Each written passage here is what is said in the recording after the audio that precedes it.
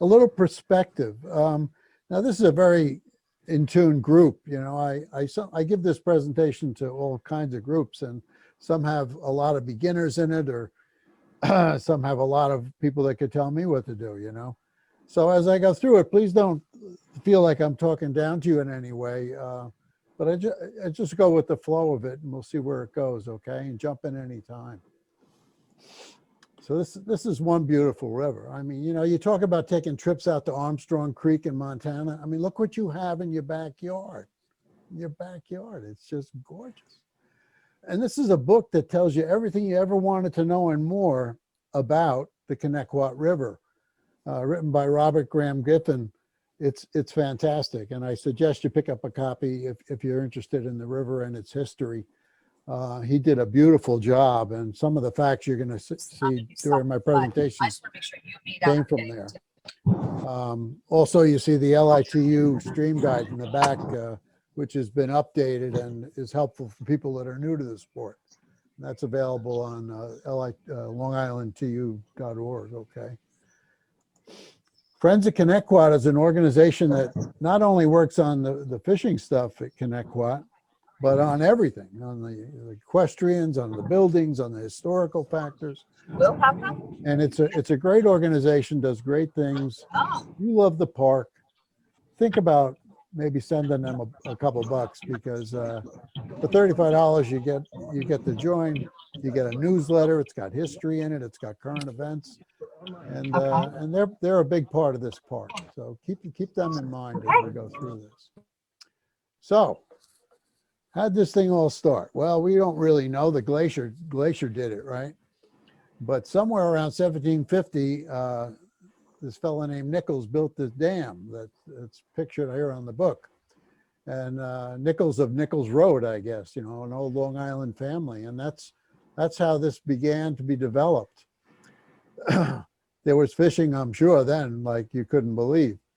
But Connetquot came along, and he built a hotel and a stagecoach stop and tavern at the site, and began that in 1820. And so fishermen from the city could come out. They take the stagecoach along what is now Montauk Highway, I guess, and they'd stay over and they'd fish, and it became very popular. So popular that all the rich guys said, hey, this is too good for common guys. We're going to take this over. So in 1866, the Southside Sportsman's Club was incorporated, and a bunch of rich fellows at first just used Connetquot's land and later bought it all. And that club continued for over 100 years. Fishing, hunting, and general camaraderie and networking, as we call it today, I suppose, among these guys. The club property was sold in 1963 to the state. The club actually leased it for another 10 years, so it wasn't until 73 that it actually became a state park, and opened, I think, around 75. The one guy that saw all this through, that most of us knew, was Gil Bergen. Gil Bergen was working at Connetquot before I was born. That kind of blows your mind, right? I mean, the guy was there for 73 years, right up until his last day. And I think this picture was from Newsday. I think Tom Schlichter took this picture, if I'm not mistaken. But I think of Gil a lot, because Gil, and those of you who were there then, back in the 70s, remember Willie, you know, who used to be a guide at the club and turned out to be the river police. It was quite a crew that came forward with the club. And it's a lot more than a fishing park. I mean, there's horses there, there's flowers, there's birds, there's deer, and all kinds of historical implications. It's just a beautiful park. Now we have this beautiful brook trout here, and it brings up the question about wild fish, because one of the big knocks Connetquot gets, you know, especially from more experienced fishermen, is, oh, it's like going to Disneyland, you know, it's a piece of cake, it's all stocked fish, piece of, you know, it's no challenge. Well, I take issue with that, and that's part of this presentation. You know, there's wild fish, but very rare, as you all know. We're lucky to have some stream bred fish. There's even some sea run fish that went out to the Great South Bay and came back, and I've had the pleasure of running into a few of them. They act like steelhead. If you wanted to, if you ever hit a fish that acts like a steelhead in the park, that one probably was out in the salt. There's holdover fish that get smart. You know, we release a lot of our fish, so they start to get harder to catch. And then, of course, there's stockfish. There's all kinds of fish. The reason why we have stockfish is because this guy took all the real fish home. Okay, back when the people were just, you know, filling up yardsticks filled with fish. You know, Theodore Gordon writes in his book by John McDonald that, you know, a good day he'd have 60 fish. You know, he'd have a creel with 30 fish in it. I mean, how long can fish last? They can't last that long, and they can't put up with that kind of pressure. So if you were going to go back in time and say, you know, I wish I could fish Long Island when it was real, you know, what year would you pick? And in a live crowd, people would shout out, you know, years, 1920, 19, blah, blah, blah, blah. Well, how about 1899? That sounds like pretty long time ago. Must have been good fishing then, right? Well, Henry Van Dyke, who wrote this book, Fisherman's Luck, in 1989, is musing in the book that, boy, I wish I was here 40 years ago when it was good. He's saying that in 1899. So we had to start raising fish. So fish culturing was popular in Europe, very, very widespread in Europe. It started to come here. This fellow wrote a paper on it in 1804. That's the earliest reference I could find. And then these two were raising brook trout in 1853 in Ohio. Where they were putting them in Ohio, I don't know, but they were raising them in Ohio. And then, of course, we all know Seth Green and the Caledonia Hatchery upstate and up by Rochester. And that's New York's first hatchery that I know of. The Cold Spring Harbor Hatchery, which was actually part of the national fisheries when it was created, is the first place that brown trout were brought to America. Now, there's another thing that people debate. You know, the guys in Pennsylvania say, no, the first brown trout were in Pennsylvania. And the guys up by Caledonia say, no, the first brown trout were up here. And there's a guy in Michigan says, no, the first brown trout were in the Pere Marquette. Well, they're all correct. They're all correct. You see, the Seth Green actually ordered salmon eggs from Europe, from France, in about 1865. And they shipped them to the New York port. And it sat in the customs house, and the customs people didn't know what the heck this was, and should they clear it.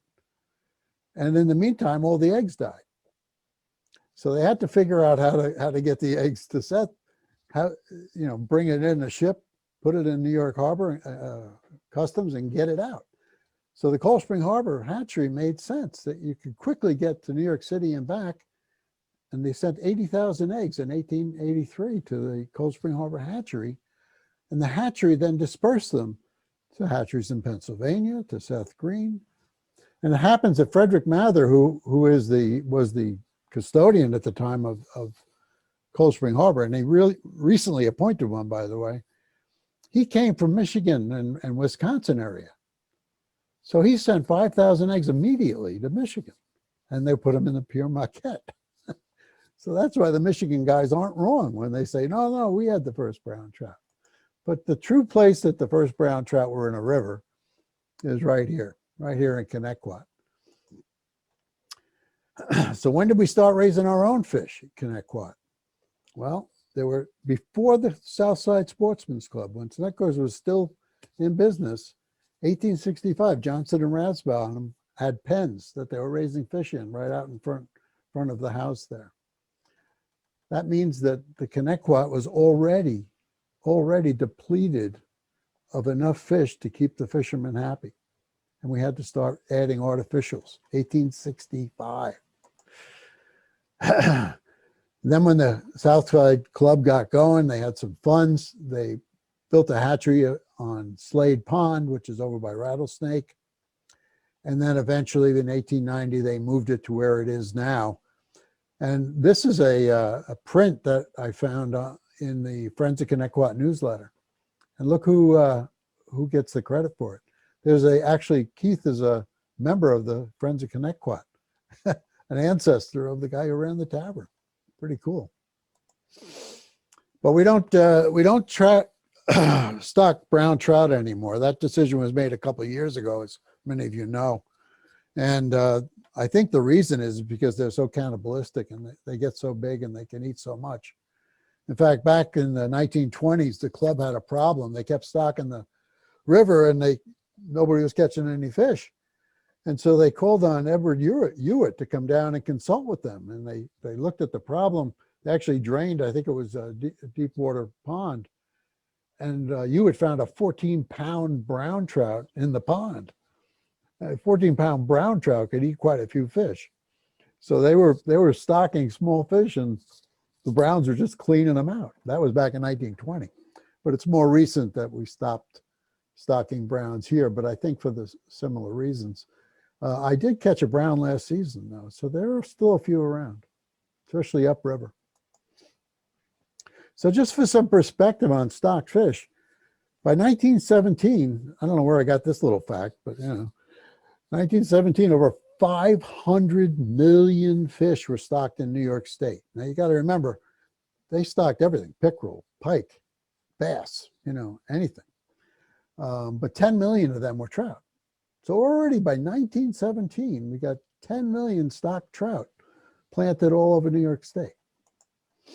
So chances are the vast majority of fish you catch, if not all the fish you catch, originated from a hatchery fish. If it wasn't for the hatcheries, we wouldn't be fishing. That in suburbia, of course. So there's no need to apologize for catching a hatchery fish. And that goes back to my point again for folks that are newer to this and hear the old timer saying, oh, that's Disneyland. It's not Disneyland. It's a beautiful park with beautiful fish. And some of them are really pretty wily. So everybody has a favorite Connetquot trout, right? This is my grandson, Shane. That's his first Connetquot trout. So he's pretty happy. That's memorable for him. This is Joe Miklas. Joe's a member of Art Flick. I don't know if he's on tonight. He's also very involved with Friends of Connetquot and with the Idle Hour folks. He's one of the guys that has been stacking rocks in the river, if you've noticed the rocks improving. So he showed me this fish last October, and that's a pretty memorable fish for Connetquot. This is one of my most memorable ones. I won't tell you what beat I caught it on, but as you can see, he's a Parmark rookie, and he fell for a little black-nosed dace. And so they're in there. They're in there. And this time, sometimes the most memorable fish is the one that gets away, right? This is my wingman, Joe Odierna, who's on tonight.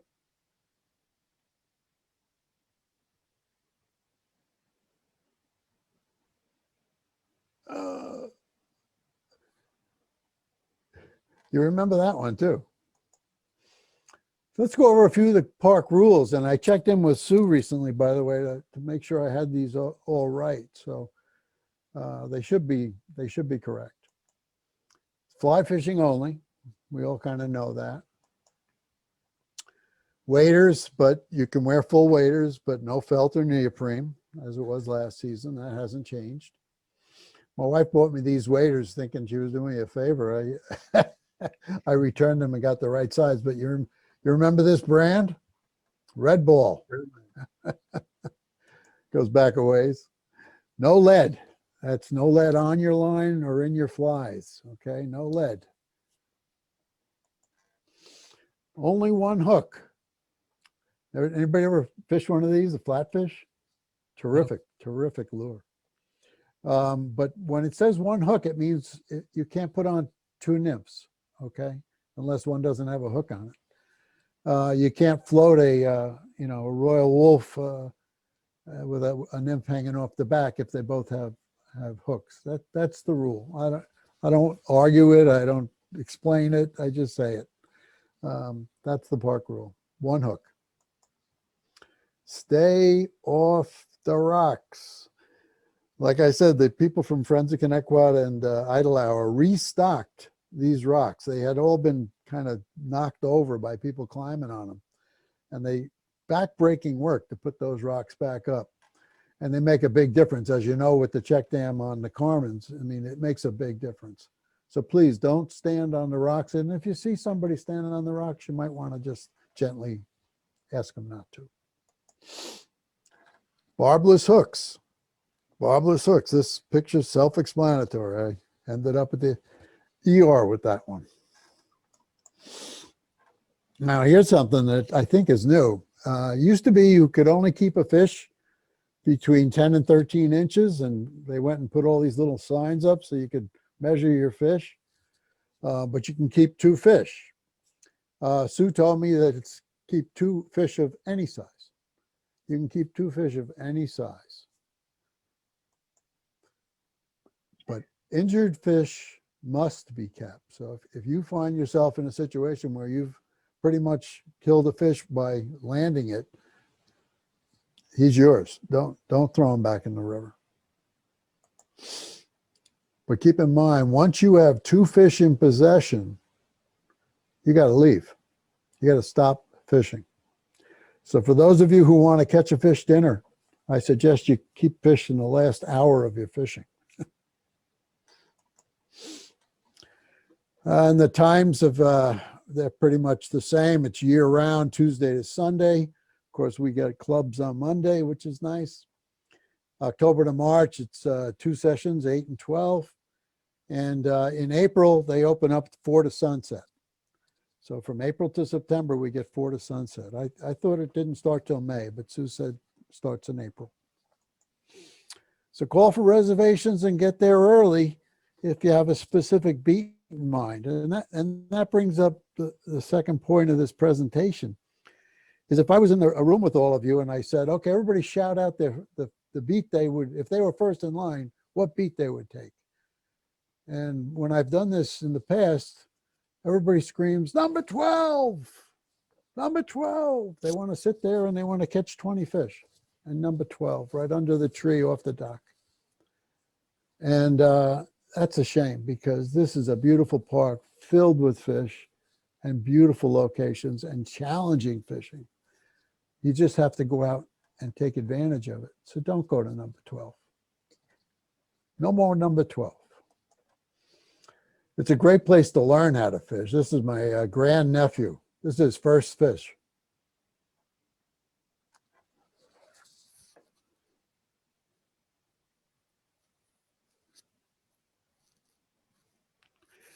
He actually tied the fly that he caught this fish on. It was a little green woolly bugger.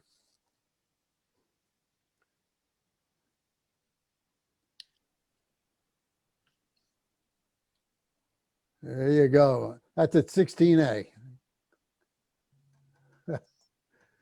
So where should I fish? I mean, if you were to pick any spot, if you were the first in line, where are you going to fish? And I say everywhere, everywhere.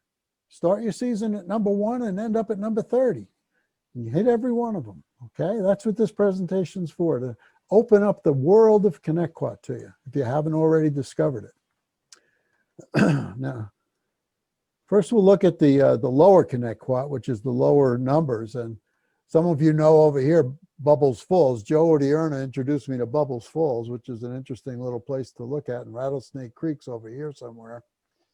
But those are outside the park. But once you're inside the park, number 1 and number 2, number 3 and number 4, and then 5, 6, and 7, right? So here's number 1 and 2.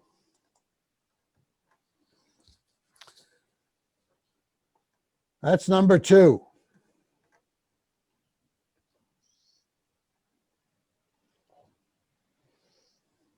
Over here is number 1.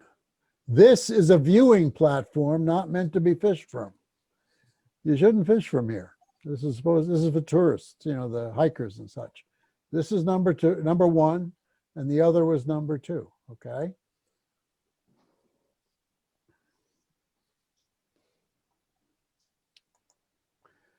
There's also bass in there. I got that little guy last, I think it was in August. He took a woolly bugger from me. But here's a better way to fish number one. No, this is the pier for number one is here. The stairs in for number two is over here. Here's your fall, and this is Joe Odierna with a nice full trout.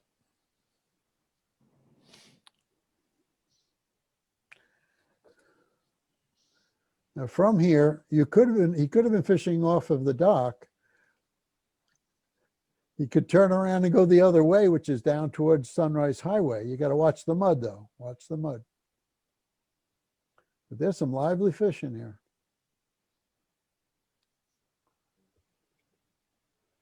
Come on, Joe. Catch that fish. All right. There you go. Now, I always thought that the behind the mill was number one and across on the east side was number two. That made sense to me, and that's as I remembered it. But they say no, behind the mill is number two. So I walked down below where Joe was fishing, and I see this post over here. See this right here? And I get a little closer, and on there there's a number. Do you see it? Number one. I think at some point in time, the western side was one and the eastern side was two. So I'm not senile after all. This is 3 and 4, and 3 and 4 are underrated. I've been there and had some amazing fishing. There's been other days when it's a little slow, but don't overlook it. It's got a lot to offer in there, and we'll talk a little bit more about that later. And then there's the rowboats. I haven't been on a rowboat since the 70s. I did go out back then, but friends have gone out since, and they've had good days out in the rowboats.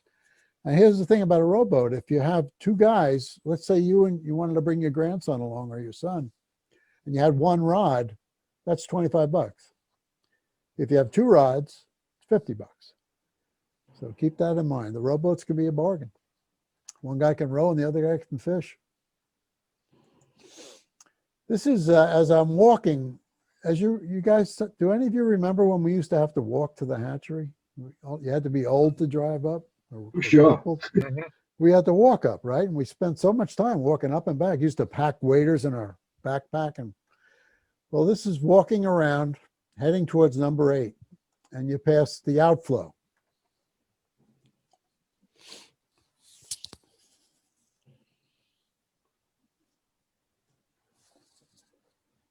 It's not really rattlesnake yet, but it merges with rattlesnake.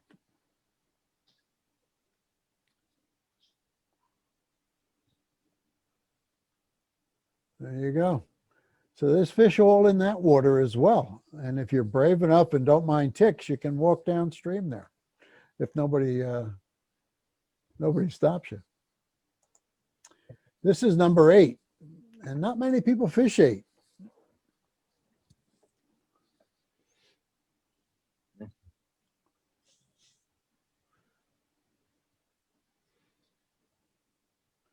Wadeable though. It's deep but wadeable.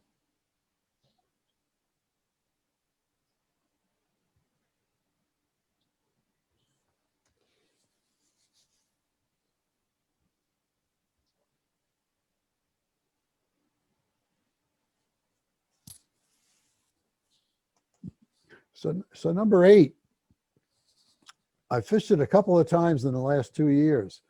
And if you're there and there's a hatch, like in the evening session, it can be pretty spectacular. But even during the middle of the day, I've picked fish up out of those weeds that are just below the dock and up above the dock. And I got in the water and could fish all the way up to this part here, which is between 8 and 9. It's not a beat. It's really a wide area they probably used for duck hunting back in the day. But 8 is at the bottom of it. And when you see I swing the camera around, that's the bottom of 9.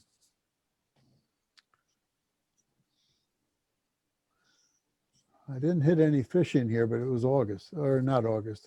This was the fall or the spring, but I didn't hit any fish. It's all about 18 inches deep, all of that water. But I imagine there's got to be somebody hiding somewhere. So we move on to 9, walking up the river.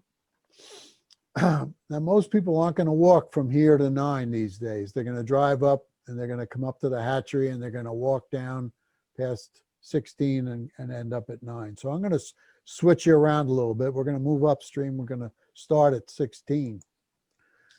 So here's the way into the fishing when you're in the hatchery parking lot. That's Mark Soley and a friend of his at heading back. It's one of my favorite pictures. I don't know why. It just seems so symmetrical and reminds me of good times about to happen.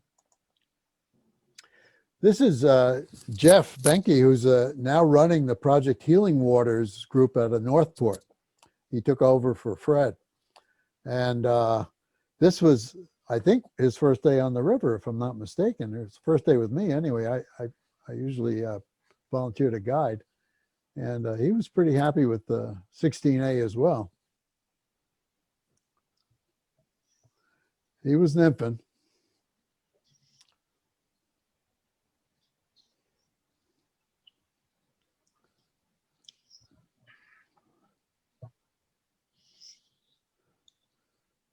Yeah, nice fish. I love this hole. I fish this hole every time I can, especially on club days. And I fish it dry. And we can talk more about that later. Now, you know this guy. Well, Paul, if you see where he was, behind Jeff, you see this bridge here. This is where you walk in, you come around, and you get on this platform, right? And there's a sign on the other side of this bridge that says no fishing from here up. But there's no sign that says no fishing from here down. So Paul put himself right here and ended up with that. Nice job, Paul. Bill Smith on 16. Everybody loves, I love 16. There's a stream that comes in right here, that little cold water trickle that I think it's called Dick's Ditch, I think that was the name of it when they built the diversion back in the 40s. But cold water comes in right here. And so there's almost always a fish hanging in here, even on hot days. And down here under these, all along here, under the tree, of course. This is a deep hole. It's a great beat. Here's 15. That's Joe Odierna again. I hang out with him a little too much, I think. But Joe is trying to fish under here from back down where the dock is. Most people fish the dock through this deep sluice here, which is filled with, almost always filled with fish. But this is an amazing area for dry flying. And there's that sluice. It's pretty deep. I've often seen fish over here looking this way because the eddy goes like this. So the fish are here and you've got to float your fly this way, but you got to get it over the sluice to do it. Same thing on this side. It's a reverse eddy. The fish are looking downstream here. They're not looking upstream, but there's plenty of fish looking upstream as you go down further. And in case you never saw them stock the river, it's done like this.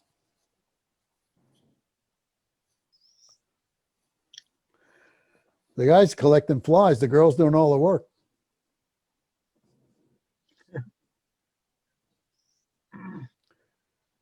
So that's how they spread the fish out as they do their stocking, which makes a lot of sense. I wish they would do that down at Caleb. They used to, but I don't think they do anymore. They pretty much dump them in at 4 at Caleb. Really should change that. Here's my friend Tim O'Terra. Tim hadn't fished for probably 50 years. And I got him interested in trying it again. And he's here on 14 and he picked up a fish right under that big tree. But as you probably all know, there's fish here, here, here, here, here, here, here, even some in here, certainly behind here. It's just loaded with fish, even on days where it seems like nothing's happening. And by the way, when you have a day like that, later on we'll talk about some tactics, and they can change everything for you on a day. It doesn't look like anything's going on. Now this is a hot summer we had last year, very hot. It was 90-something degrees for how many days in a row. So even the water in the river, which usually stays, you know, pretty much in the high 50s during the summer, low 60s, was warming up. It was getting warm. But I came upon this pod of fish. Now this was not the day they were stocking. This is not a bunch of fish that were just dumped in from a stocking cart.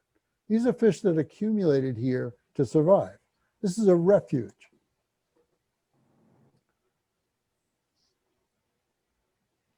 They're there because the water's cold.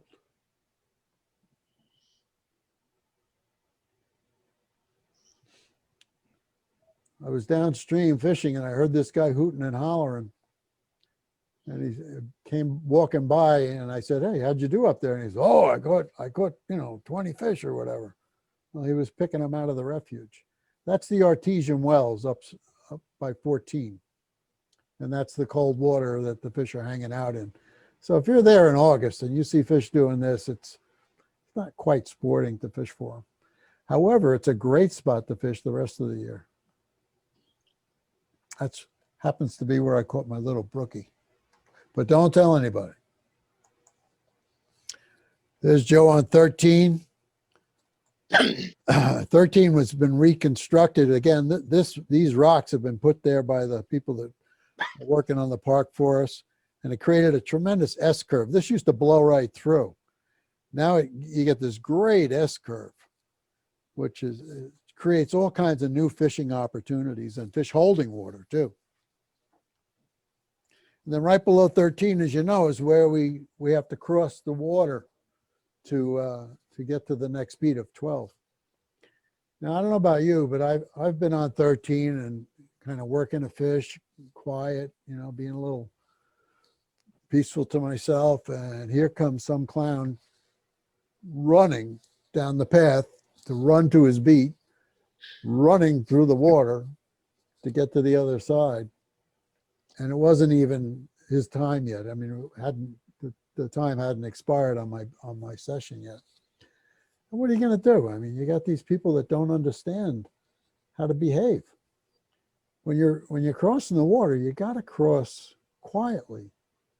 And you got to let the guy know who's fishing the water that you're going to do it. You're going to cross it. I say ask permission. Not that he has the power to say no to you, but it's the common courtesy. You know, "Hey, buddy, I'm going to cross. You want me to wait a little while? Are you working on something?" That goes a long way. It goes a long way. And especially don't startle them if they're fishing quietly and you come up behind them and go, "Boo." I know for me, my heart goes, "Boo." Beat 12. Okay, here we go, the famous beat 12.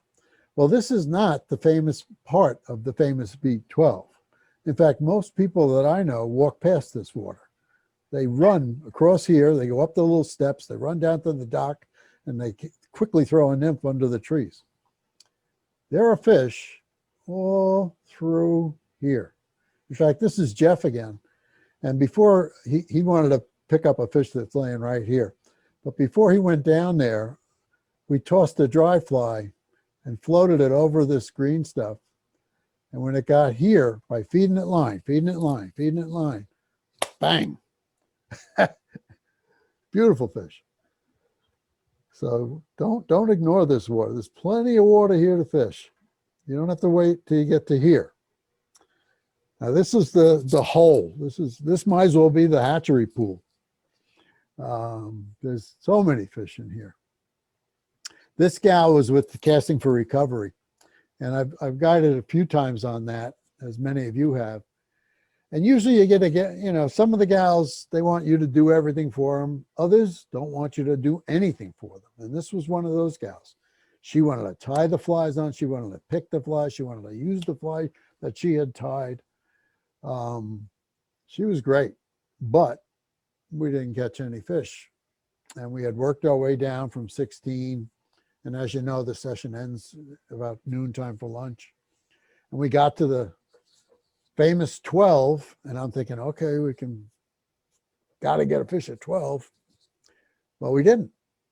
And my buddy Saul Hartz came by and he said, how you doing? I said, we didn't get a fish yet. And she won't let me do it. She won't let me help her. So he says, have you tried the famous fly of Peter Dubno, the bubble gum? This fly, for whatever reason, looks like nothing, and the fish love it, okay?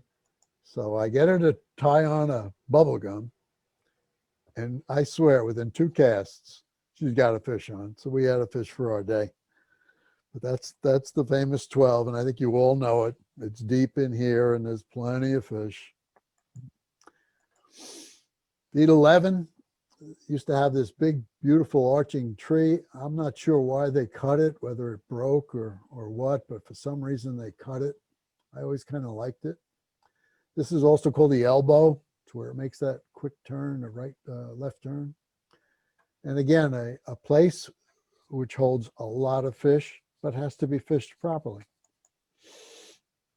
Here's my friend Tom Leproto.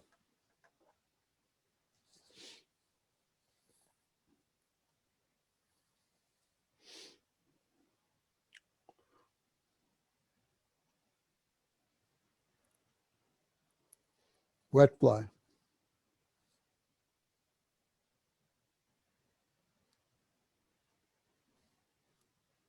There's this fish.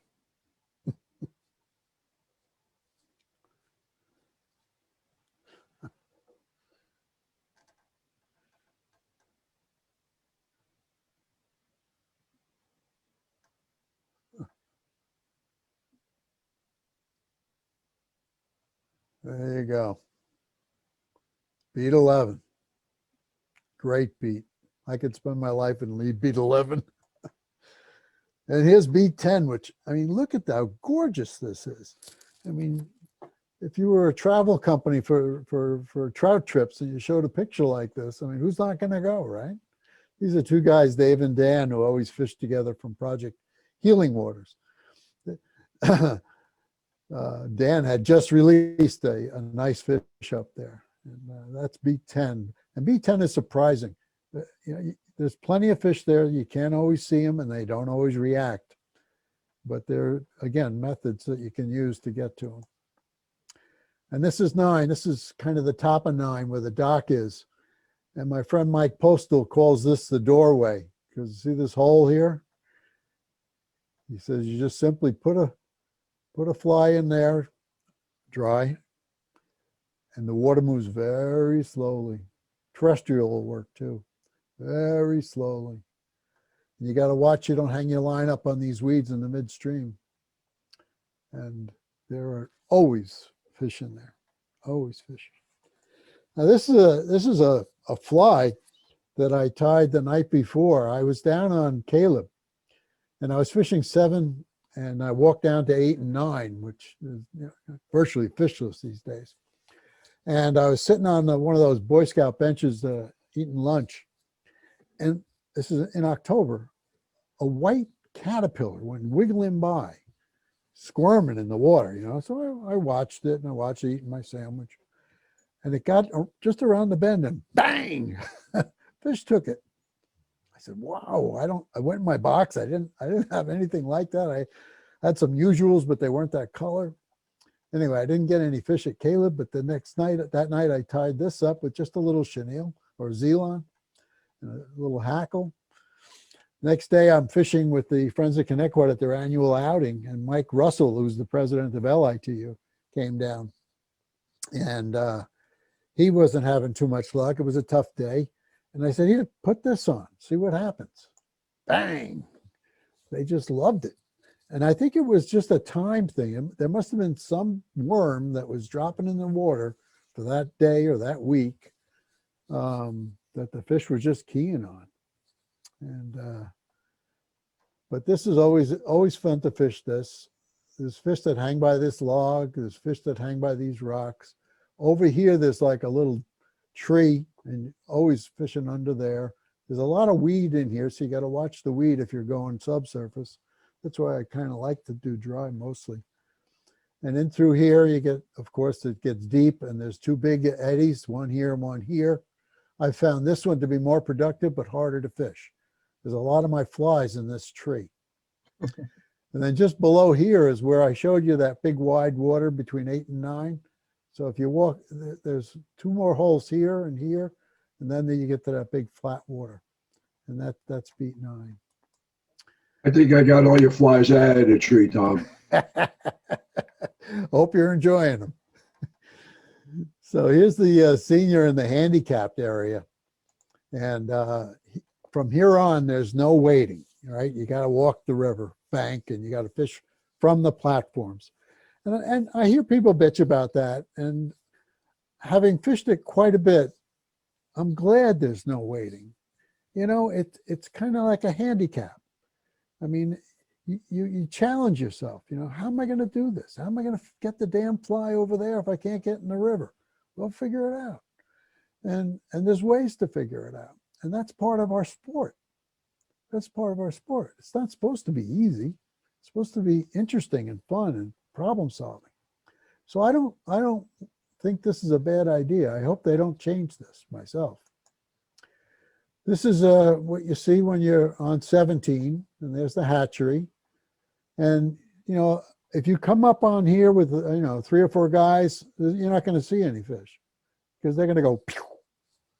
But if you sit here quietly, you're going to see them. They're going to come cruising up here and cruising back, even though there's very little structure. Same thing in here. But always right about there and right about there, if you drift something down there, if you can get it past all the weeds in the bottom, you're going to get into some fish.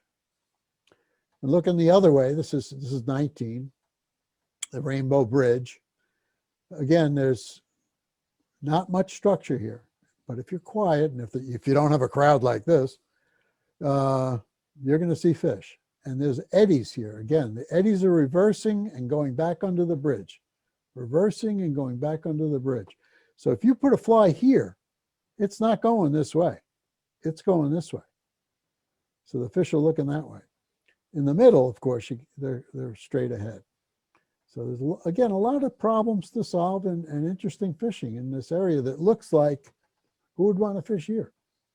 Also notice the long-handled net. When you're fishing down on 1 and 2 that we talked about earlier, and 3 and 4, you have to have a long-handled net, especially if you're fishing out of the water. And certainly you need it from here all the way up to 30. You're going to need a long-handled net. So think about picking up a long-handled net if you don't have one. Tom, this is the Parks. Tom, this is Yes, George. George, how are you?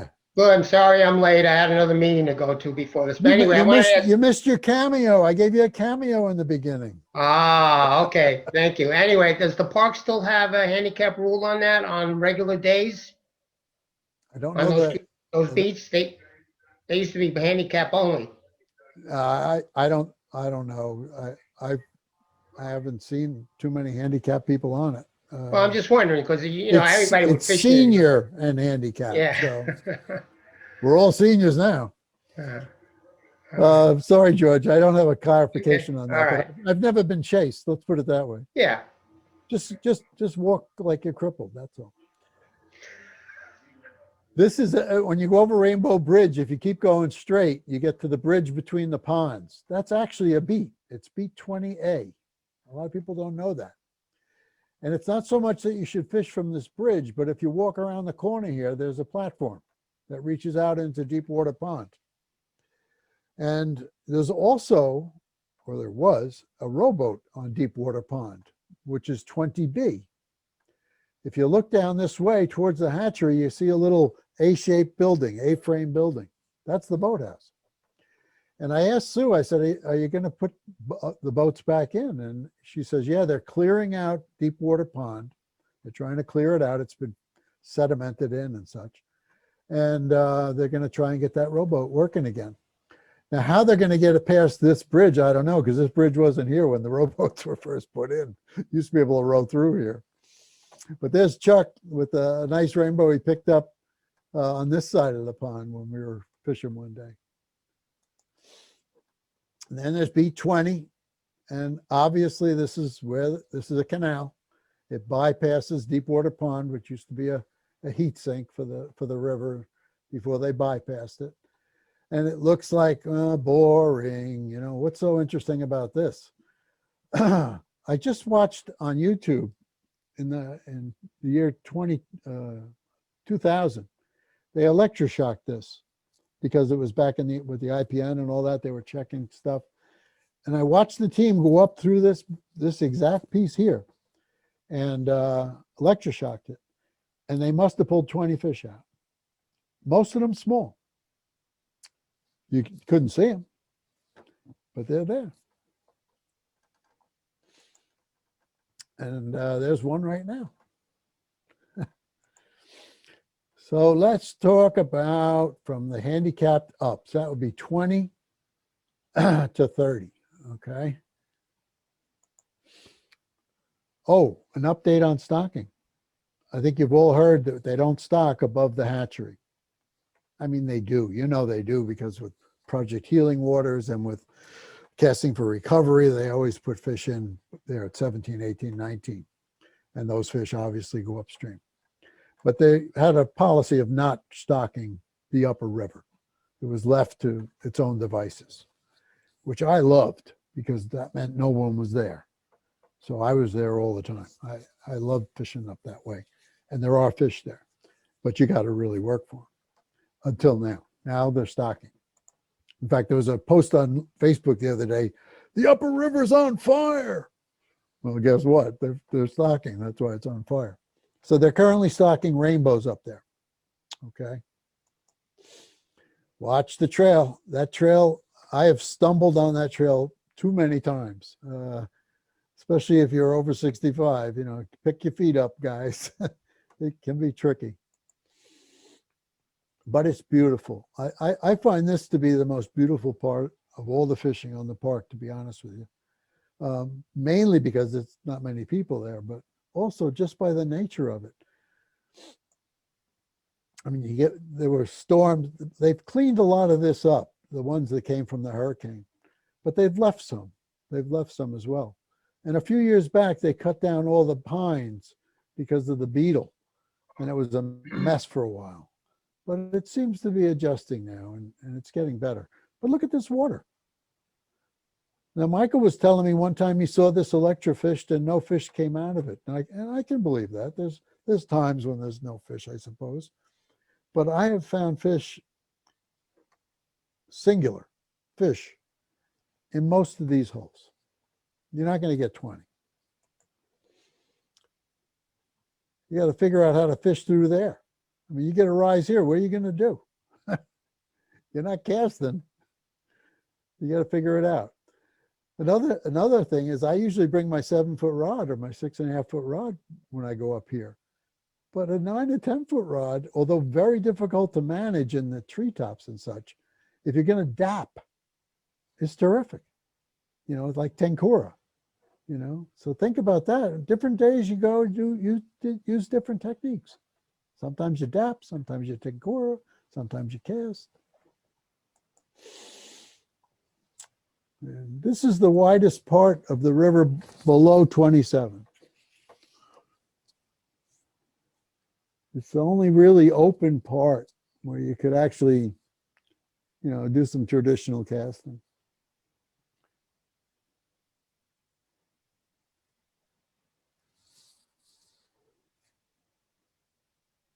I just think it's gorgeous. I mean, talk about a spring creek. Peaceful, peaceful. There's 25. When you stand on the end of that platform, this is what you see. In fact, as you walk out, fish are going to go choo, choo, choo, choo, choo, choo. So walk out very quietly, very stealthily. But you can drift a dry, you can drift a streamer. A nymph's a little more difficult, except for on an indicator, I guess, because you have a lot of weed. But usually this whole area will hold considerable fish. There's 26, same kind of thing. You have this from the storm. I think this was cleared out. But if not, imagine the habitat it's building underneath. As you go down towards 27, which is by Bunses Bridge, on the right-hand side of the trail, you'll notice this little connector to the ponds again. So just like that one down on 20A, you have this one, although it's not a named beat. But I have thrown a fly in there on occasion. There's a lot of turtles in there too. And caught some nice bass actually in there. So here's 27. 27 is below Bunses Bridge, and it has two platforms. Both platforms are number 27. So if you get beat 27, you have those two platforms. Or if you bring a buddy, you can share it. Here's what it looks like. This is looking downstream.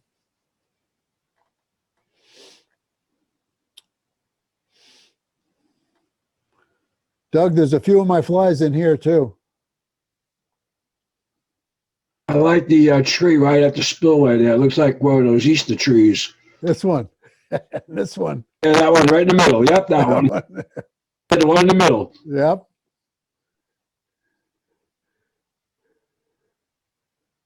Yeah, fishing from this platform is a challenge. You have a slot about this wide to cast through over your head like this.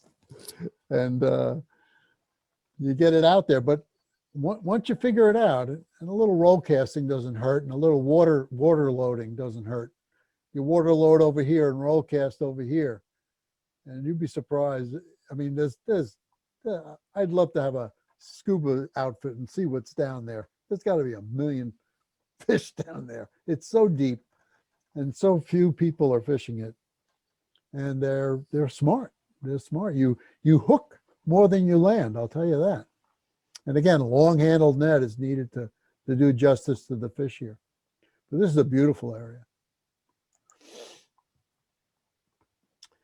This is fishing from that slot. You can see how difficult it is. You got to kind of, here's the bush Doug was talking about, filled with flies. No, it's the one to the left of it. Oh, this one. That one right there. Yeah, okay. Well, this one has its share too. But there's fish right here. I've seen fish just sitting right in here. And I'm lowering a nymph to them like this, you know, trying to get them to take it.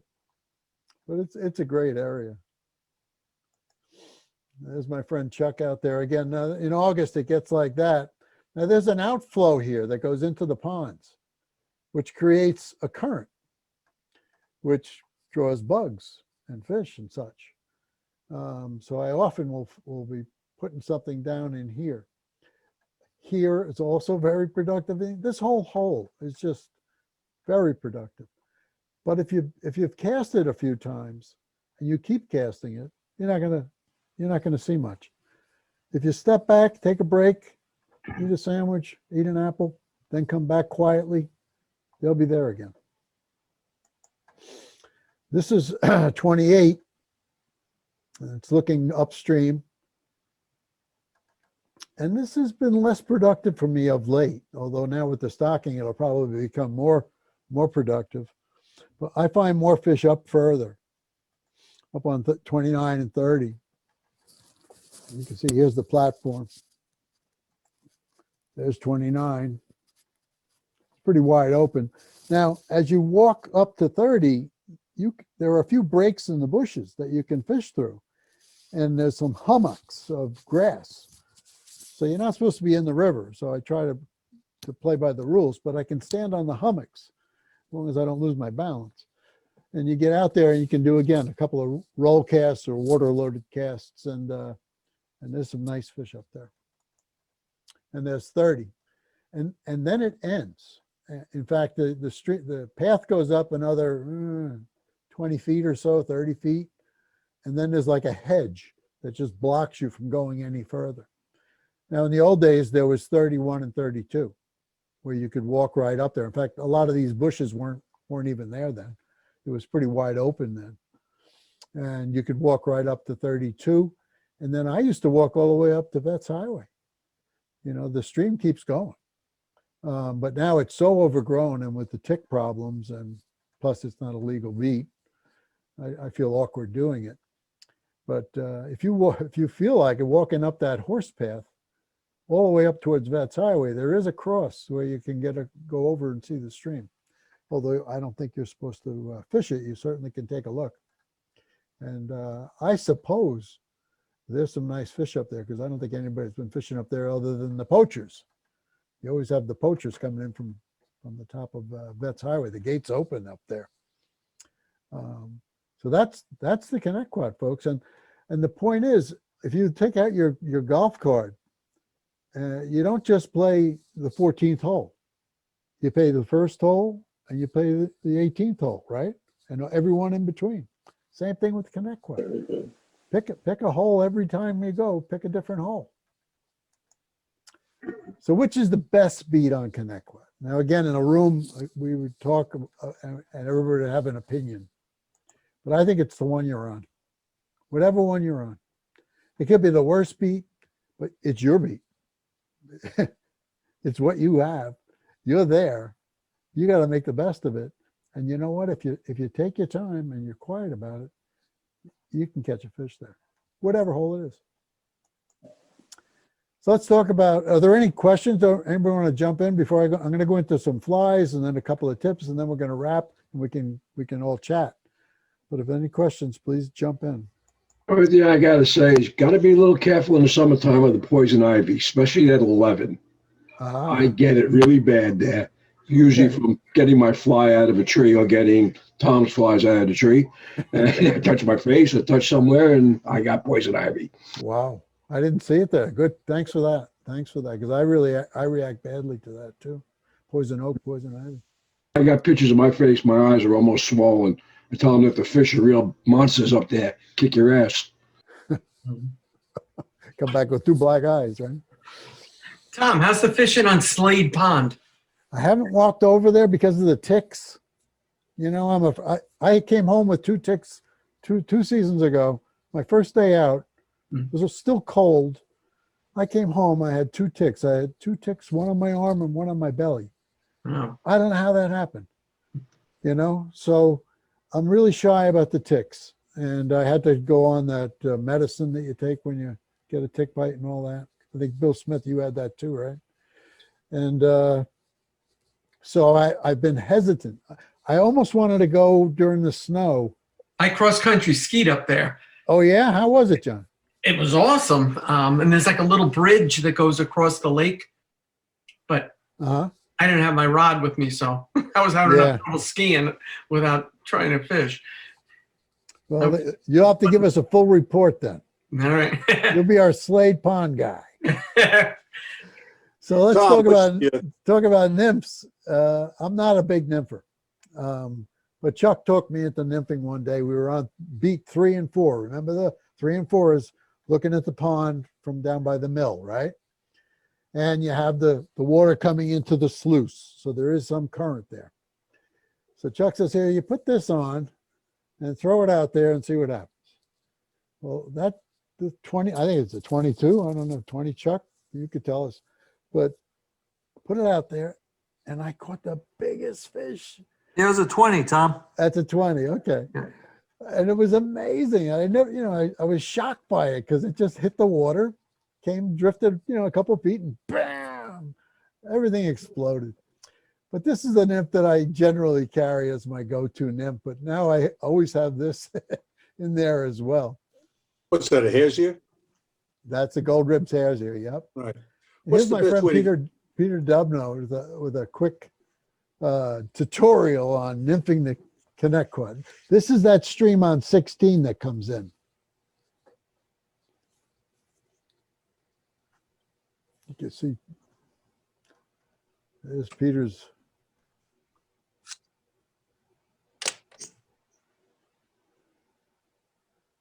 Notice you don't have to be too far away or have too much line out. He could almost be direct lining this instead of even using the indicator.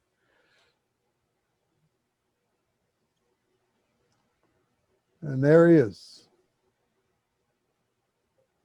See, there's the stream I was telling you about. Thank you, Peter.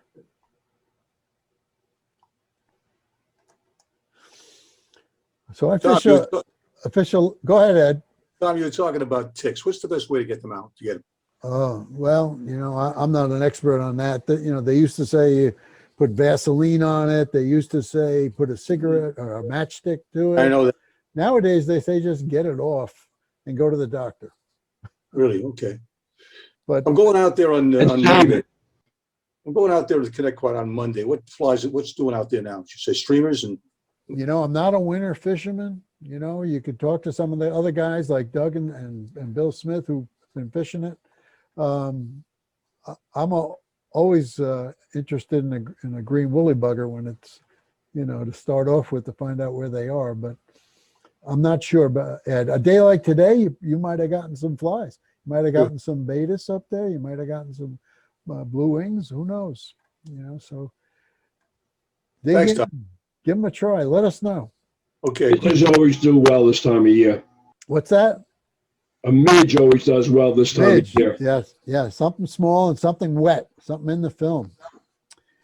So I love mergers and dries, and you know, this is the infamous or famous Joe stack. Yeah, just that. Okay, and this, you know, this is just, you know, a green-bodied, parachuted, over-parachuted fly in about a 14 or 16 or whatever. I don't carry a lot of flies. This is probably the most productive fly I've had. It's an iris caddis.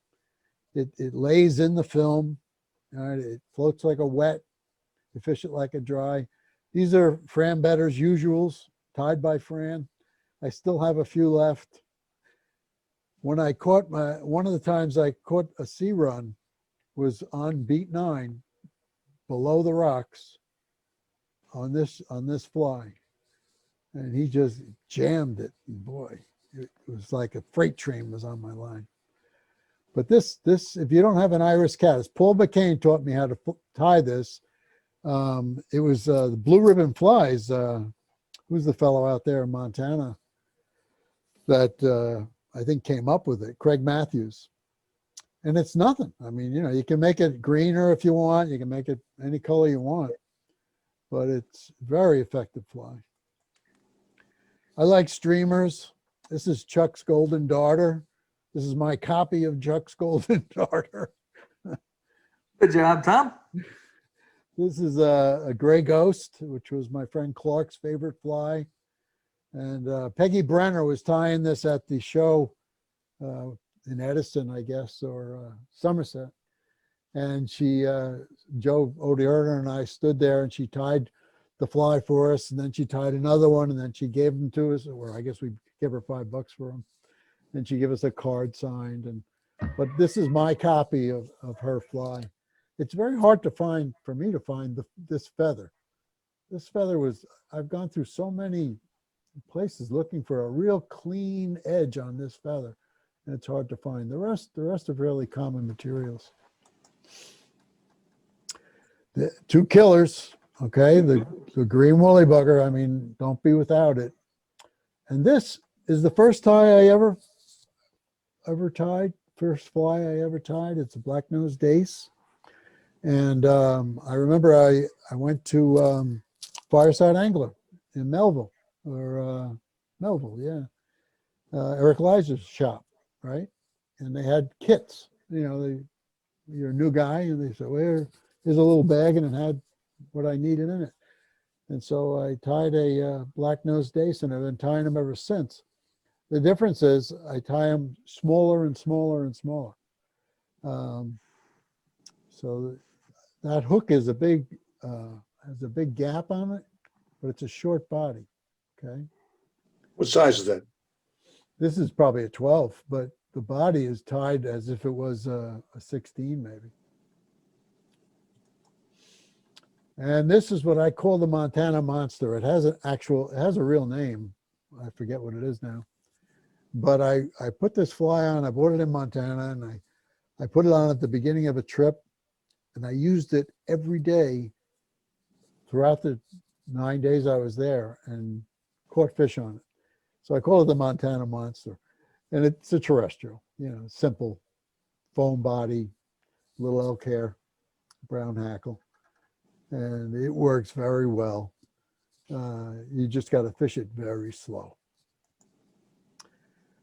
So a few tips that I don't want to, again, be condescending to anybody, but just to go over it to remind people that are newer to the game, what can make a difference in catching fish.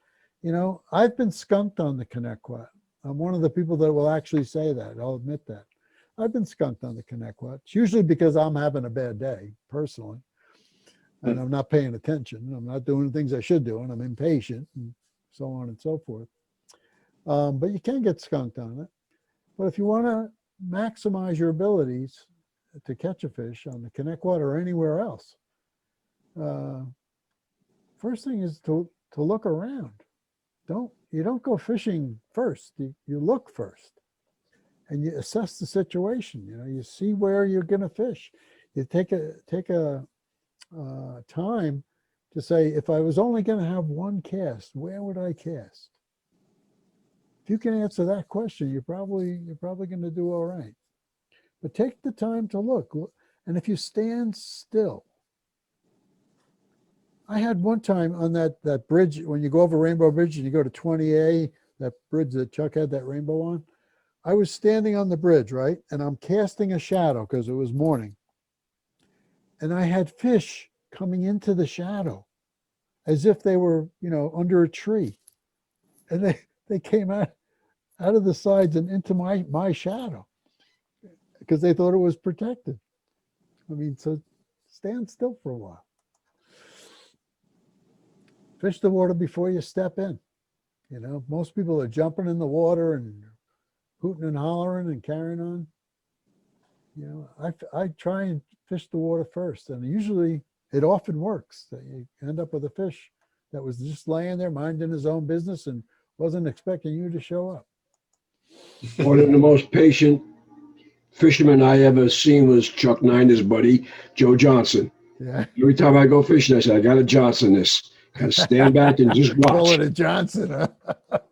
There's some other implications for that. But anyway, this is Chuck here.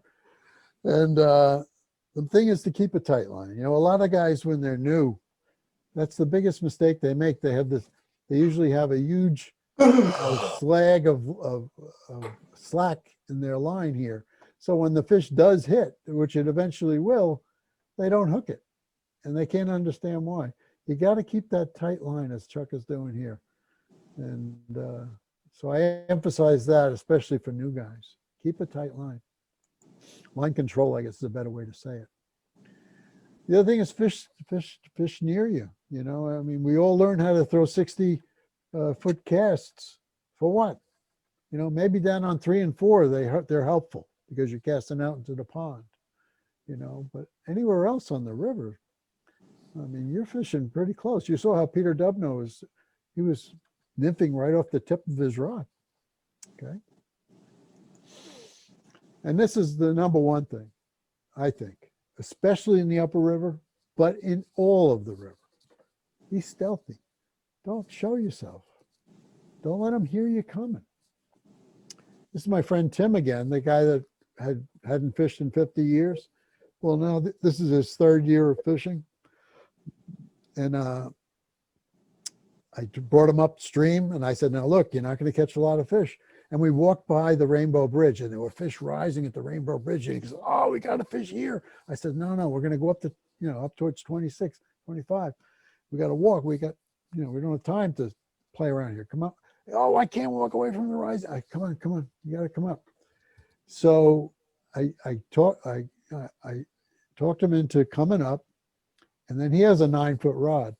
And I said, now hide in the bushes. He goes, what? I said, hide in the bushes and just kind of flip and flip and flip. And kapoom.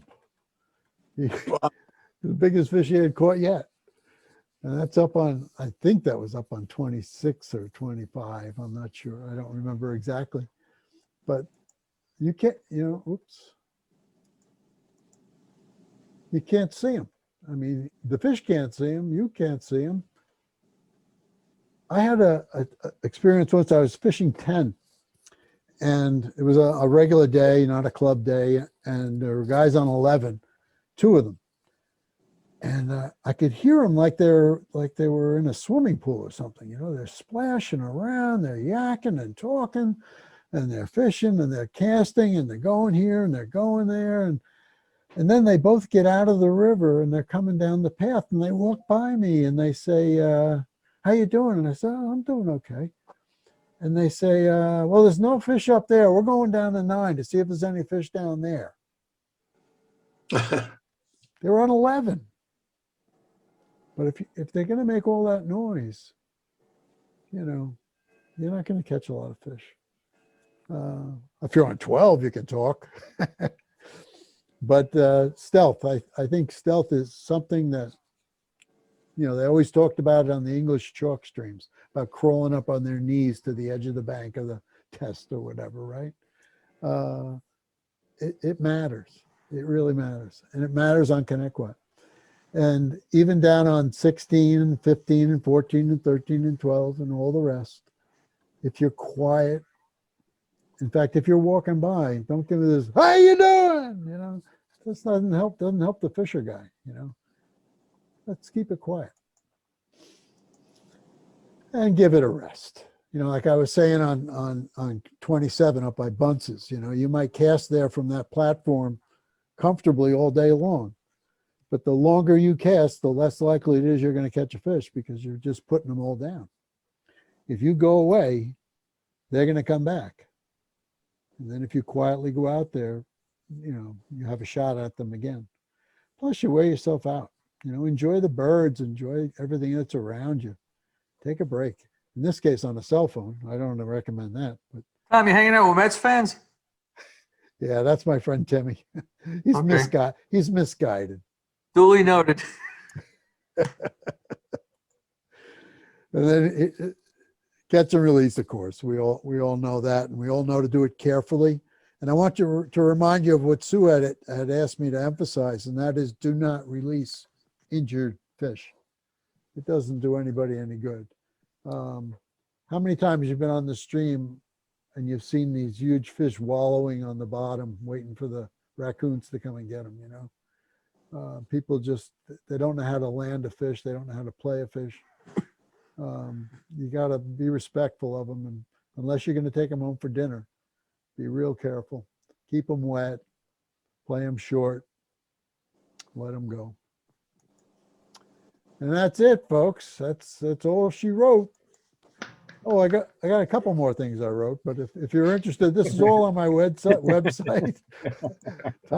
Tom's Fishing Stories. And please feel free to go there and look around. Everything I've covered here is pretty much on there and more. And I want to thank Art Flick for inviting me and Michael for inviting me to be with you tonight and to be on the Connetquot. Thanks, everybody. Thank you, Tom. Thank you, Tom. Thank you, Well Tom. done, Tom. Well Very good, done. Tom. Thank you, Tom. Thank you, Tom.